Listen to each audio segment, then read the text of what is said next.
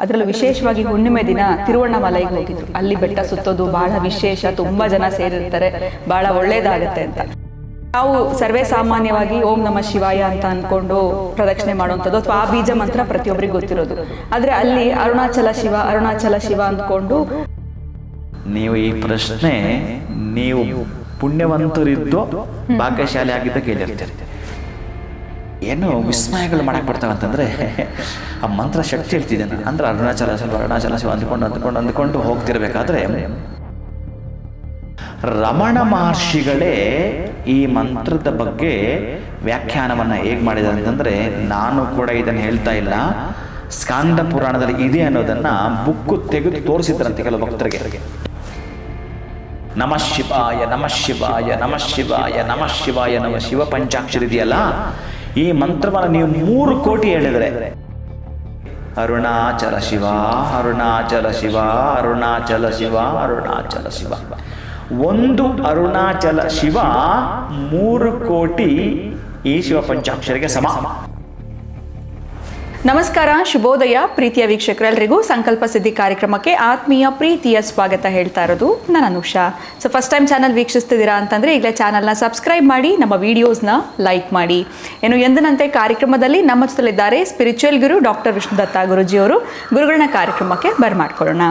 ನಮಸ್ತೆ ಗುರುಗಳೇ, ಕಾರ್ಯಕ್ರಮಕ್ಕೆ ಭಕ್ತಿಯ ಸ್ವಾಗತ. ಒಳ್ಳೆದಾಗ್ಲಿಮ್ಮ. ಗುರುಗಳೇ, ನನಗೆ ಗೊತ್ತಿರೋರೊಬ್ಬರು ಈ ಒಂದು ಕಾರ್ತಿಕ ಮಾಸದಲ್ಲಿ ಅದರಲ್ಲೂ ವಿಶೇಷವಾಗಿ ಹುಣ್ಣಿಮೆ ದಿನ ತಿರುವಣ್ಣಾಮಲೈಗೆ ಹೋಗಿದ್ರು. ಅಲ್ಲಿ ಬೆಟ್ಟ ಸುತ್ತೋದು ಬಹಳ ವಿಶೇಷ, ತುಂಬ ಜನ ಸೇರಿರ್ತಾರೆ, ಬಹಳ ಒಳ್ಳೇದಾಗತ್ತೆ ಅಂತ. ನಾನು ಹೋಗಿಲ್ಲ ಗುರುಗಳೇ, ಆ ರಶ್ ನೋಡಿದ್ರೆ ನಮ್ಮ ಕೈಲಿ ಹೋಗೋದಕ್ಕಾಗೋದಿಲ್ಲ. ಅವರು ಕೇಳಿದ್ದು, ಯಾಕಂದರೆ ಅವ್ರು ಹೋದಾಗ ನಾವು ಸರ್ವೇ ಸಾಮಾನ್ಯವಾಗಿ ಓಂ ನಮಃ ಶಿವಾಯ ಅಂತ ಅಂದ್ಕೊಂಡು ಪ್ರದಕ್ಷಿಣೆ ಮಾಡುವಂಥದ್ದು ಅಥವಾ ಆ ಬೀಜ ಮಂತ್ರ ಪ್ರತಿಯೊಬ್ಬರಿಗೆ ಗೊತ್ತಿರೋದು. ಆದರೆ ಅಲ್ಲಿ ಅರುಣಾಚಲ ಶಿವ ಅರುಣಾಚಲ ಶಿವ ಅಂದ್ಕೊಂಡು ಬರ್ತಿತ್ತು, ಅಲ್ಲಿ ಬ್ಯಾಕ್ಗ್ರೌಂಡಲ್ಲಿ ಕೂಡ ಕೇಳಿಸ್ತಿತ್ತು, ಎಲ್ಲರ ಬಾಯಿನಲ್ಲೂ ಅದೇ ಕೇಳ್ತಾ ಇದ್ವಿ. ಏನಿದ್ರು ವ್ಯತ್ಯಾಸ ಗೊತ್ತಾಗಿಲ್ಲ. ಸೊ ನಿಮ್ಮ ಗುರುಗಳನ್ನ ಕೇಳಿದ್ರೆ ಉತ್ತರ ಸಿಗ್ಬೋದು ಅಂತಂದರು. ಸೊ ನಾನು ಇದು ಯಾವತ್ತೂ ನಿಮ್ಮ ಮುಂದೆ ಪ್ರಶ್ನೆ ಮಾಡಿರಲಿಲ್ಲ. ಅವ್ರು ಹೋಗಿ ಬಂದಮೇಲೆ ಒಂದು ಪ್ರಶ್ನೆ ಇಲ್ಲಿ ಉಟ್ಕೊಳ್ತು, ಅದರಿಂದ ಕೇಳ್ತಾ ಇದ್ದೀನಿ, ಏನು ವ್ಯತ್ಯಾಸ ಗುರುಗಳು ಇದಕ್ಕೆ ಅಂತ. ಓಂ ವಿಶ್ವಸ್ಮೈ ನಮಃ. ಪ್ರೀತಿಯ ಬಂಧುಗಳೇ, ವ್ಯತ್ಯಾಸ ಎಲ್ಲವೂ ಒಂದೇ. ಒಂದೊಂದರಲ್ಲಿ ಒಂದೊಂದು ಶಕ್ತಿ ಇರುತ್ತೆ. ನೀವೀಗ ಏನು ಕೇಳಿದ್ರೋ ಇದು 100ಕ್ಕೆ 100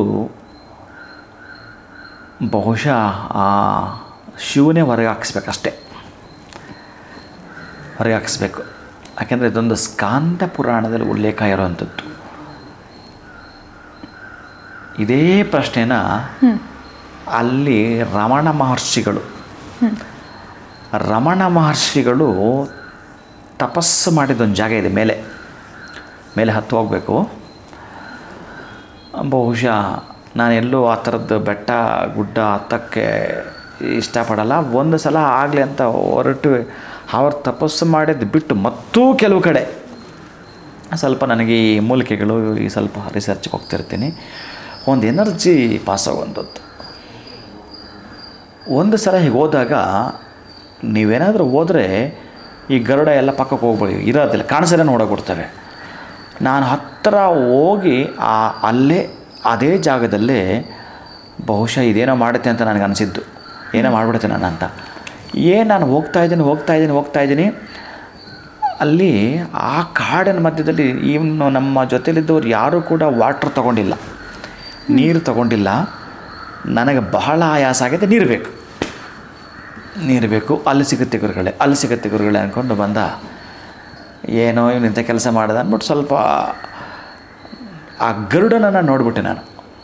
ಸರಿ, ಗರುಡನ ನೋಡೋಣ ಬಿಡು ಅಂತ ನೋಡಿ ಏನು ವಿಸ್ಮಯಗಳು ಮಾಡಕ್ಕೆ ಬರ್ತಾವಂತಂದರೆ ಆ ಮಂತ್ರ ಶಕ್ತಿ ಹೇಳ್ತಿದ್ದೇನೆ ಅಂದರೆ ಅರುಣಾಚಲ ಶಿವ ಅಂದ್ಕೊಂಡು ಹೋಗ್ತಿರ್ಬೇಕಾದ್ರೆ ಆ ಗರುಡನ ಹತ್ತಿರ ಹೋಗ್ತಿದ್ದಬೇಕಾದ್ರೆ ಪದಲ್ಲಿ ನೋಡ್ಕೊಂಡು ಅಲ್ಲಿ ಹೋಗೋಣ ಅಂದ್ಬಿಟ್ಟು ನಮ್ಮ ಹುಡುಗ, ಗುರುಗಳೇ ಇಲ್ಲಿ ನಿಂತ್ಕೊಳ್ಳಿ ಫೋಟೋ ಮಾಡೋಕ್ಕೆ. ಇದು ಯಾವತ್ತೂ ನಾನು ಮಾಡಿಸೋದೇ ಇಲ್ಲ, ಎಲ್ಲೂ ಮಾಡಿಸಲ್ಲ ಅದನ್ನು. ಅವರು ರ್ಯಾಂಡಮಾಗಿ ನಾನು ಆ ಕಡೆ ನೋಡಿದಾಗ ಫೋಟೋ ಅದಕ್ಕೆ ಅಂತ ನಿಂತ್ಕೊಳ್ಳಲ್ಲ ನಾನು. ಆಗ ಹೋಗ್ಬೇಕಾದ್ರೆ ಗರುಡ ಎದ್ದು ಹೋಗ್ಬೇಕಲ್ಲ, ಹೋಗಲಿಲ್ಲ. ಅದೊಂದು ಕಾಲಲ್ಲಿ ಹಿಂಗೆ ಅಂತ ಇದೆ, ಅದು ಕಾಲಿಂಗ್ ಅಂತ ಏನಿದು ಸೂಚನೆ ನನಗೆ ಅದು ಗೊತ್ತೇ ಆಗಲಿಲ್ಲ. ಅದು ಎಂಥ ಪ್ರಶ್ನೆ ಇದು ಅಂತಂದರೆ ಅದ್ಭುತ ನೀವು ಕೊಟ್ಟಿದ್ದು. ಅಲ್ಲಿ ಗಿಡಗಳಿಗೆ ಒಬ್ಬ ನೀರು ಹಾಕ್ತಾ ಇದ್ದ ಈ ಪೈಪ್ ಇಟ್ಕೊಂಡು. ಆ ಕಾಲು ಹಿಂಗಂತಲ್ಲ, ನನಗೆ ಅರ್ಥನೇ ಆಗಲಿಲ್ಲ. ಏನು ಕಾಲು ಮೋಸ್ಟ್ಲಿ ಅದು ಆರೋಗ್ಬೇಕಲ್ಲ. ಹತ್ರ ಹೋಗ್ತಿದ್ದಂಗೆ 100ಕ್ಕೆ 100 ಹತ್ತಿರ ಹೋಗ್ತೀನಿ. ಅಲ್ಲಿ ದೂರದಲ್ಲಿ ಒಬ್ಬ ಇದ್ದ. ಆ ಪೊದೆಯಲ್ಲಿ ಹೋಗಬೇಕು. ಆ ಕಾಡಲ್ಲಿ ನೀರು ಹಾಕಬೇಕಾಗಿಲ್ಲ. ಅವ್ರು ಏನಂದರೆ ಅಲ್ಲಿ ಹತ್ತಿರದ ಕೆಲವೊಂದು ಕಡೆ ಲಾನು ಸಣ್ಣ ಸಣ್ಣ ಗಿಡಗಳೆಲ್ಲ ಮಾಡಿದ್ದಾರೆ. ಈಗ ಎಲ್ಲರೂ ಕೂಡ ಕೆಲವೊಂದು ವನಸ್ಪತಿಗಳೆಲ್ಲ ಹಾಕಿದ್ದಾರೆ. ಆ ನೀರು ಪೈಪ್ ತಗೊಂಡು ಅವನ್ನ ಹಿಂಗೆ ಮೇಲಕ್ಕೆ ಬಿಡಪ್ಪ ಅಂತಂದೆ. ಹಿಂಗೆ ನಾನು ತಗೊಂಡೆ. ಅಯ್ಯೋ ಸ್ವಾಮಿ, ನನ್ನ ಹತ್ರ ಏನಕ್ಕೆ ಬಾಟ್ಲಿ ಇರಕ್ಕೆ ವಾಟರ್ ಬಾಟ್ಲಿ ಇರ್ಕನೆ ಎಣ್ಣೆ ವಾಂಡೆ ಇದೇ ಕೊಡು ಅಂತ ನಾನು ಇದೇ ತಗೊಳ್ಳುವಾಗ ಆತನೊಂಥರ ಆಗ್ಬಿಟ್ಟ. ಏನು ಗುರುಗಳು ಈ ನೀರು ಕುಡಿತಾರೆ ನನಗೆ. ಆ ಗರುಡ ಕಾಲಲ್ಲಿ ಹಿಂಗಂತಲ್ಲ ಅದು ತೋರಿಸಿದ್ದು. ಆಮೇಲೆ ಆ ನೀರು ಕುಡಿದಾದ್ಮೇಲೆ ಅದಕ್ಕೆ ಹತ್ರ ಹೋಗ್ತೀನಿ. ಬಹುಶಃ ಫೋಟೋಸ್ ಎಲ್ಲೂ ಇರ್ಬೋದು, ಇದೆ ನಮ್ಮ ಹುಡುಗನ ತೋರಿಸ್ತಾನೆ ಅವಾಗವಾಗ ನನಗೆ. ಆ ಮಂಗ ಇಲ್ಲಿ ಕುಳಿತಿದ್ದಾಗಿರ್ಬೋದು, ಆಮೇಲೆ ಗರುಡ ಹಿಂಗೆ ಅದರ ಪಾದ ಇಟ್ಟಿದ್ದಾಗಿರ್ಬೋದು. ಅದು ಎದ್ದು ಹೋಗಲಿಲ್ಲ, ಕೊಡುತ್ತೆ ಪಾದ. ಏನು ಮಾಡಿದ್ರೆ ಹೋಗಲಿಲ್ಲ. ಆಮೇಲೆ ಏನನ್ನ ಬಿಸ್ಕೆಟ್ ಅದು ತಂದಿದ್ದೆಲ್ಲ ಕೊಟ್ಟರೆ ಅಲ್ಲಿ ಇಟ್ಟಾಗೆಲ್ಲ ಸ್ವಲ್ಪ ತಿನ್ನಲಿಲ್ಲ. ಆಮೇಲೆ ನಿಧಾನಕ್ಕೆ ತಿಂತು. ಈ ಸನ್ನಿವೇಶ ಎಲ್ಲ ನಾನು ಯಾಕೆ ಹೇಳ್ಬೇಕಂತಂದರೆ ಆ ಮಂತ್ರದ ಮಹಿಮೆ ಅಷ್ಟಿದೆ ಅನ್ಲಿಕ್ಕೆ ನಾನು ಹೇಳಬೇಕು. ನೀವು ಈ ಪ್ರಶ್ನೆ ನೀವು ಪುಣ್ಯವಂತರಿದ್ದೋ ಭಾಗ್ಯಶಾಲಿ ಆಗಿದ್ದ ಕೇಳಿರ್ತೀರಿ ನನ್ನ ಪ್ರಕಾರ. ಇಲ್ಲಾಂದರೆ ಇವು 15-20 ವರ್ಷಗಳ ಹಿಂದೆ ನೀವು ನೆನಪು ಮಾಡಿಸ್ತಿರೋದು. ಇದು ಬಹಳ ವಿಶೇಷ. ನಾನು ಬಹಳ ಬಳಲಿದ್ದು ಅಲ್ಲೇನೆ. ನೀರು ಬೇಕು ಅಂತ ಹಪಾಪಿ ಮಾಡಿದ್ದು ಅಲ್ಲೇನೆ. ಇವನು ಇಲ್ಲಿ ಸಿಗುತ್ತೆ ಅಲ್ಲಿ ಸಿಗುತ್ತೆ ಅಂತ ಮುಂದಕ್ಕೆ ಹೋಗ್ತಾನೆ. ಇದನ್ನು ಯಾರೋ ಆ ದಾರಿನಲ್ಲಿ ಇಟ್ಕೊಂಡಿರ್ತಾರಂತೆ. ಆ ವಾಟರ್ ಬಾಟ್ಲು, ಸ್ವಲ್ಪ ಮಜ್ಜಿಗೆ, ಆಮೇಲೆ ಒಂದು ಗಂಜಿ ಇವೆಲ್ಲ ಇಟ್ಕೊಂಡಿರ್ತಾರೆ. ಬಟ್ ಯಾರು ಸಿಗಲಿಲ್ಲ, ಯಾವ ಸಿಗಲಿಲ್ಲ. ಯಾವ ಗಂಜಿನೂ ಸಿಗಲಿಲ್ಲ, ಯಾವ ಆಂಜಿನೂ ಸಿಗಲಿಲ್ಲ. ಹೋಗ್ತಾ ಹೋಗ್ತಾ ಹೋಗ್ತಾ ಮಹಾನುಭಾವ ಆ ನೀರು ಹಾಕ್ತಿದ್ದು ನೋಡಿ ಗಿಡಗಳಿಗೆ. ಹುಡುಗರೆಲ್ಲ ಏನು ಈ ನೀರು ಕುಡಿತಾರೆ, ನನಗೆ ನೀರು ಬೇಕು ಅಷ್ಟೇ. ಅದನ್ನು ಏನೂ ಆಗಲಿಲ್ಲ, ಬಟ್ ಆನಂದ ಇತ್ತು, ಬಹಳ ಖುಷಿ ಕೊಡುತ್ತೆ ನನಗೆ. ಅದು ನನಗೊಂದು ಮಿರಾಕಲ್ ಮಾಡಿದ್ದು ಈ ಮಂತ್ರದ ಶಕ್ತಿ. ಈಗ ರಮಣ ಮಹರ್ಷಿಗಳೇ ಈ ಮಂತ್ರದ ಬಗ್ಗೆ ವ್ಯಾಖ್ಯಾನವನ್ನು ಹೇಗೆ ಮಾಡಿದ್ದಾರೆ ಅಂತಂದರೆ, ನಾನು ಕೂಡ ಇದನ್ನು ಹೇಳ್ತಾ ಇಲ್ಲ, ಸ್ಕಾಂದ ಪುರಾಣದಲ್ಲಿ ಇದೆ ಅನ್ನೋದನ್ನು ಬುಕ್ಕು ತೆಗೆದು ತೋರಿಸಿದ್ರಂತೆ ಕೆಲವು ಭಕ್ತರಿಗೆ, ಏನು ಈ ಮಂತ್ರಶಕ್ತಿ ಅಂತ.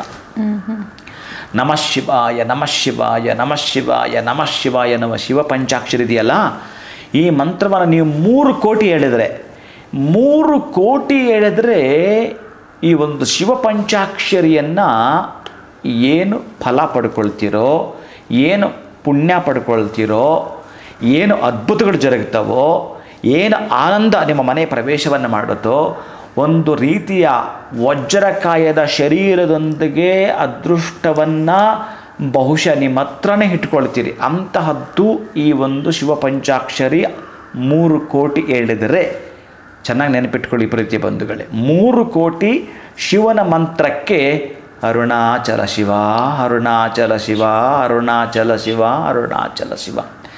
ಒಂದು ಅರುಣಾಚಲ ಶಿವ 3 ಕೋಟಿ ಈ ಶಿವ ಪಂಚಾಕ್ಷರಿಗೆ ಸಮ. ಒಂದೇ ಒಂದು ಸಲ ಅಂದಿದ್ದು ನೀವು ಅರುಣಾಚಲ ಶಿವ ಅಂದರೆ ಎಷ್ಟು ಹೇಳಿದಂಗಾಯಿತು? 3 ಕೋಟಿ ಪಡಿಸ್ದಂಗಾಯಿತು. 3 ಕೋಟಿ ಅದ್ಭುತ. ಅದರಲ್ಲೂ ಈ ಶಿವ ಪಂಚಾಕ್ಷರಿ ಇದೆಯಲ್ಲ, ಅದು ಈ ಅರುಣಾಚಲ ಶಿವ ಅನ್ನೋ ಮಂತ್ರ ಇದೆಯಲ್ಲ ನೋಡಿ, ಇದನ್ನು ಹೇಳ್ತಾರೆ, ಈ ವಿಶೇಷವಾಗಿರತಕ್ಕಂಥದ್ದು ಏನಿದೆಯೋ ಆ ಶಿವ ಪಂಚಾಕ್ಷರಿ ಜ್ಞಾನ ಪಂಚಾಕ್ಷರಿಗೂ ಪ್ಲಸ್ ಇಲ್ಲಿರ್ತಕ್ಕಂತಹದ್ದು ಯೋಗ ಪಂಚಾಕ್ಷರಿಗೆ ಎಷ್ಟೊಂದು ವ್ಯತ್ಯಾಸಗಳನ್ನ ತಿಳಿಸುತ್ತೆ ಅಂತಂದರೆ ಬಹಳ ಅದ್ಭುತಗಳನ್ನು ಮಾಡಿಕೊಡತಕ್ಕಂಥ ಶಕ್ತಿ ಇರುತ್ತೆ. ಶಿವ ಪಂಚಾಕ್ಷರಿ ಅನ್ನುವ ನಾಮವು ಪಂಚಾಕ್ಷರಿಯೇ, ಅರುಣಾಚಲ ಶಿವ ಅನ್ನುವುದು ಪಂಚಾಕ್ಷರಿಯೇ. ಈ ಅರುಣಾಚಲ ಶಿವ ಅಂತಕ್ಕಂತಹದ್ದು ಜ್ಞಾನ ಪಂಚಾಕ್ಷರಿ, ಶಿವ ಪಂಚಾಕ್ಷರಿ ಯೋಗ ಪಂಚಾಕ್ಷರಿ. ಅಂತಹ ಯೋಗ ಅದರಲ್ಲಿದ್ದರೆ ಜ್ಞಾನ ಇದರಲ್ಲಿದೆ. ಒಟ್ಟಾರೆ ಇಲ್ಲಿ ಶಿವ ಮತ್ತು ಅರುಣಾಚಲ ಎರಡೂ ಸೇರಿದಾಗ, ಎರಡು ಸಮ್ಮಿಲನವಾದಾಗ ನಮಗೆ ಯೋಗ ಮತ್ತು ಜ್ಞಾನ ಎರಡೂ ಲಭಿಸುವಂಥದ್ದು. ಒಂದಿತ್ತು ಒಂದಿಲ್ಲ ಅಂತ ಪ್ರಯೋಜನ ಇಲ್ಲ, ಎರಡು ಬೇಕಿರಿ. ನಿಮಗೆ ಯೋಗವೂ ಬೇಕು, ಆ ಯೋಗವನ್ನು ಹೇಗೆ ಬಳಸ್ಕೋಬೇಕು, ಜ್ಞಾನವೂ ಬೇಕು. ಅಂತಹ ಯೋಗ ಜ್ಞಾನಗಳ ಸಮ್ಮಿಲನವೇ ಅರುಣಾಚಲ ಶಿವ, ಅರುಣಾಚಲ ಶಿವ, ಅರುಣಾಚಲ ಶಿವ. ಅದೇ ಒಂದೊಂದು ಕೂಡ ನೀವು ಒಂದೊಂದು ಹೆಜ್ಜೆ ಇಡ್ತೀರಲ್ಲ, ಒಂದೊಂದು ದಿವ್ಯ ಅನುಭೂತಿ.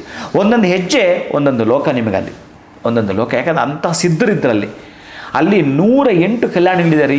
108 ಕಲ್ಯಾಣಿಗಳು ನೀವು ಏನಕ್ಕೆ ನೋಡಬೇಕು ಮಾಡಬೇಕು ಅಂತಂದರೆ, ಕೆಲವು ಸಿದ್ಧರುಗಳು, ಅದರಲ್ಲೂ 18 ಸಿದ್ಧರುಗಳಂತೂ ಒಂದು ಯಂತ್ರ ರಚನೆ ಮಾಡಿದ್ದಾರೆ.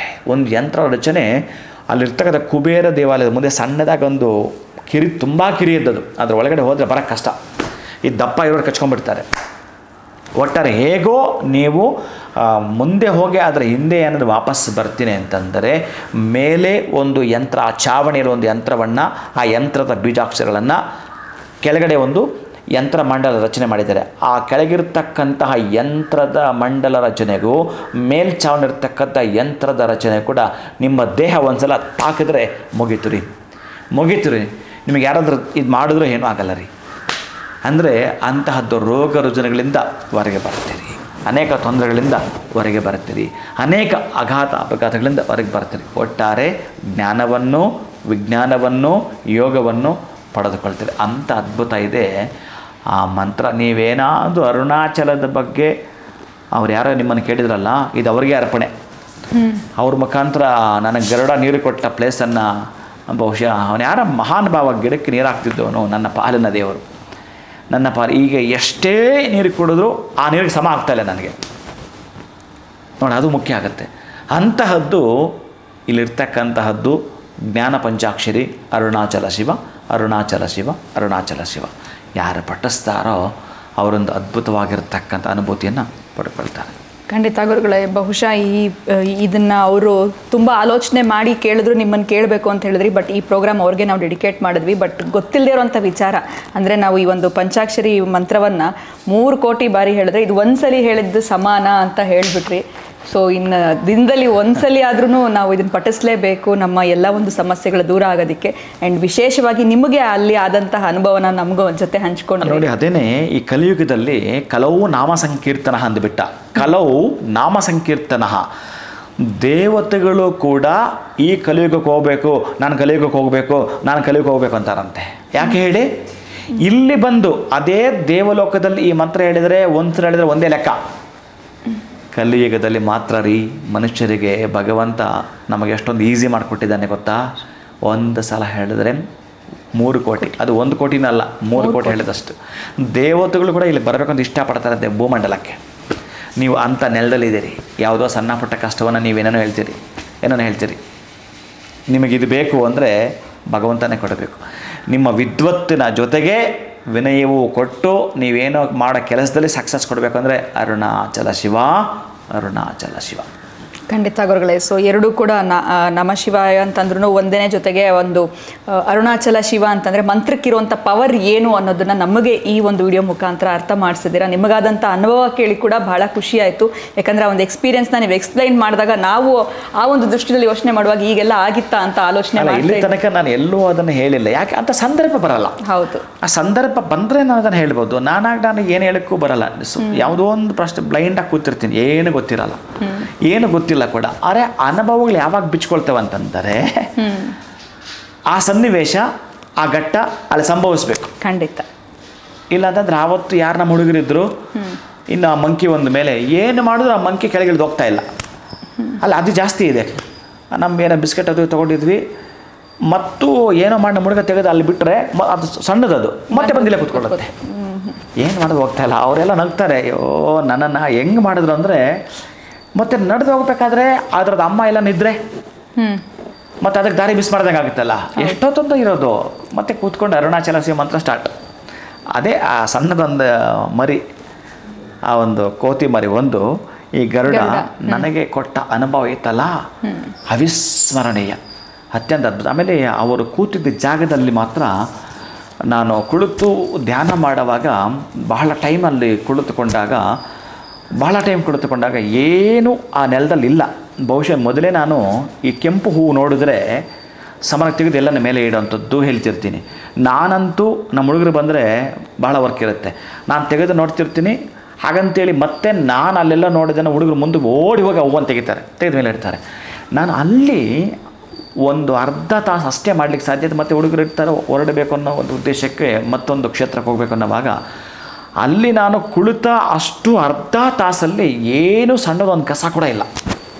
ಆಮೇಲೆ ಕಣ್ಣು ಬಿಟ್ಟರೆ ಒಂದೇ ಒಂದು ಮೊದಲೇ ಕೆಂಪು ಹೂವು ಕೆಳಗಡೆ ಬಿದ್ದರೆ ನಾನು ಸಡನ್ನಾಗಿ ತೆಗಿತೀನಿ. ನಾನು ಅಲ್ಲಿ ಕುಳಿತಾಗ ಎಂಥದ್ದು ಇಲ್ಲ, ಅದು ಅಕಸ್ಮಾತ್ ಬಾಡು ಹೋಗಿದ್ದರೆ ನೆನ್ನೆ ಮೊನ್ನೆ ಅನ್ಕೋಬೋದು. ಆಮೇಲೆ ಅಲ್ಲಿ ಫೋಟೋ ಮತ್ತೊಂದು ಏನೂ ಇರಲ್ಲ ಅಲ್ಲಿ, ಅವರು ತಪಸ್ ಮಾಡಿದ ಜಾಗದಲ್ಲಿ ತುಂಬ ಪ್ಲೈನ್ ಇರುತ್ತೆ. ಆ ನೆಲದಲ್ಲಿ ಕುಳಿತಾಗ ಸಣ್ಣದೊಂದು ಅದ್ಭುತವಾಗಿರ್ತಕ್ಕಂಥದ್ದೊಂದು ರೋಸ್ ಹೂವು, ಎಷ್ಟು ಅಂತಂದರೆ ತುಂಬ ಫ್ರೆಶ್ ಆಗಿದೆ ಅದು. ಅದು ಕಣ್ಣು ಬಿಟ್ಟು ಕೂಡಲೇ ನನಗೆ ಹೂವು ಕಾಣಿಸ್ತು. ಏನು ಹೂವು ಎಲ್ಲಿಗಂತ ನಮ್ಮ ಹುಡುಗನ ಕೇಳಿದೆ ನಾನು, ಯಾರು ಇಲ್ಲಿ ಹೂವು ಹಾಕಿದ್ದಂತ. ಹೂವು ಹಾಕಕ್ಕೆ ಅಲ್ಲಿ ಇದ್ದರೆ ಅಲ್ಲ, ಎಲ್ಲೂ ಇಲ್ಲ ಅಲ್ಲಿ. ಅದು ನನಗೊಂದು ಮತ್ತೊಂದು ಚಮತ್ಕಾರ. ಅದು ಯಾವುದಕ್ಕಾದರೂ ನಾನು ಮಾಡುವಾಗ 20 ವರ್ಷಗಳಿಂದ ತಂದಿರೋವಂಥ ನೀರಿರುತ್ತೆ ನನ್ನ ಹತ್ರ. ಎಲ್ಲ ದೂರ ದೂರ ನದಿಗಳು ಹೋಗಿರುತ್ತೆ. ಆ ನದಿಯ ನೀರುಗಳು, ಈ ಮೂಲಿಕೆಗಳು, ಇದನ್ನು ಕೂಡ ಪೂರ್ತಿ ಅದು ಇಟ್ಟಾಗ ಏನಾಗುತ್ತೆ ಅಂತಂದರೆ ಸುಟ್ಟು ಹೋಗೋ ಸ್ಥಿತಿನಲ್ಲಿ ಇರುತ್ತಲ್ಲ, ಆ ಬಾಡೋಗಿರೋ ಸ್ಥಿತಿ, ಅದನ್ನು ಮತ್ತೆ ಒಂದು ಮೂಲಿಕೆಗೆ ಆಡ್ ಮಾಡಿರ್ತೀನಿ. ಏನೋ ಒಂದು ದಿವ್ಯ ಶಕ್ತಿ ಇದರಲ್ಲಿ ಇರುತ್ತೆ ಅಂತಕ್ಕಂಥದ್ದು. ಈಗ ನನ್ನ ಬಳಿ ಯಾರಾದರೂ ಕೆಲವು ಅಂಜನ ಪದ್ಧತಿಯಲ್ಲಿ ಮಾಡುವಾಗ ಅದಕ್ಕೆ ಅರ್ಪಣೆ ಮಾಡಿರ್ತೀನಿ. ಅಂತಹ ಪುಷ್ಪ ನನಗೆ ಮತ್ತೊಂದು ಮಿರಾಕಲ್ನ ಮಾಡಿಕೊಟ್ಟಿದ್ದು. ಆ ಪುಷ್ಪ ಅದ್ರ ಜೊತೆಗೆ ಇನ್ನೂ ಒಂದಷ್ಟು ಪುಷ್ಪಗಳನ್ನು ಹಾಕಿ ಒಂದು ಕಡೆ ನಾನು ಸಾಮಾನ್ಯವಾಗಿ ಇಟ್ಟಿರ್ತೀನಿ. ಸಾಕಷ್ಟು ಅನುಭವಗಳಾಗಿದೆ ಗುರುಗಳೇ. ಅಟ್ಲೀಸ್ಟ್ ನಾವು ಈ ವಿಡಿಯೋ ಮುಖಾಂತರ ಅದನ್ನು ಕೇಳೋದಕ್ಕೆ ಅಥವಾ ತಿಳ್ಕೊಳ್ಳೋದಕ್ಕೆ ಅವಕಾಶ ಆಯಿತು. ಇಷ್ಟೆಲ್ಲ ಅದ್ಭುತವಾಗಿರುವಂಥ ಮಾಹಿತಿ, ಇನ್ನು ಆ ಮಂತ್ರಕ್ಕಿರುವಂಥ ಶಕ್ತಿ, ದಿನದಲ್ಲಿ ಒಂದಿನಾದರೂ ಪಠನೆ ಮಾಡೋದ್ರಿಂದ ನಮಗಾಗುವಂಥ ಲಾಭಗಳೇನು ಪ್ರತಿಯೊಂದು ಕೂಡ ತಿಳಿಸ್ಕೊಟ್ಟಿದ್ದೀರಾ. ಧನ್ಯವಾದಗಳು ತಮಗೆ. ನಮಸ್ಕಾರಗಳು. ಹರೇ ಶ್ರೀನಿವಾಸ. ಇವತ್ತಿನ ವಿಡಿಯೋವನ್ನು ಮುಗಿಸುವಂತಹ ಸಮಯ ಆಗಿದೆ. ನಮಸ್ಕಾರ.